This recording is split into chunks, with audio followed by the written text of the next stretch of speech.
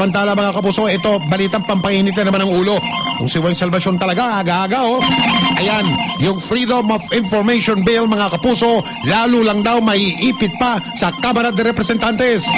Anak tayo ng Engkay, Weng Salvacion, live, magandang umaga. Good morning, Mike. Malambing ang bati ko kasi ayokong pag-isipin ang ulo mo. Pigilan nyo. Okay.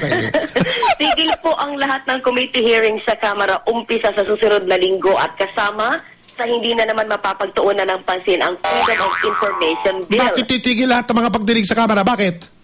Umpisa po kasi sa Lunes, deliberasyon na sa plenaryo na mahigit 2 trilyong pondo ng gobyerno para sa susunod na taon. Naku, naloko na.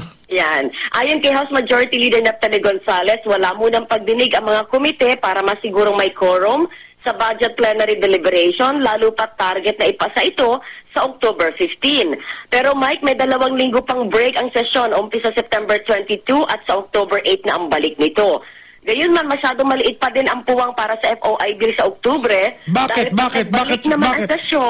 sila may break? Bakit? Ano meron? Bukod sa sweldo nila at gastos natin ng patuloy ang patak, kahit hindi sila nagtatrabaho, bakit may break sila ng 2 linggo? Bakit? Para estudyante lang yan, kailangan din may recess. Anak ka naman talaga. Ay, sorry. Eto Mike, masyado din maliit po ang puwang para sa FOI sa Oktubre dahil pag nagbalik naman ng sesyon, Mike, 2 linggo lamang ang itatagal nito at muli magkakaroon ng break para naman sa undas. Ang FOI bill ay nananatili nakatenga po sa Public Information Committee matapos hindi matuloy ang hearing dito noong Agosto. Pero dapat umunong maipasa pa rin sa komite ang FOI bill sa Oktubre para matalakay man lamang ito sa plenaryo. Aminado naman si Gonzales na nasang tabi ang FOI bill dahil sa pagiging abala nila sa Reproductive Health Bill.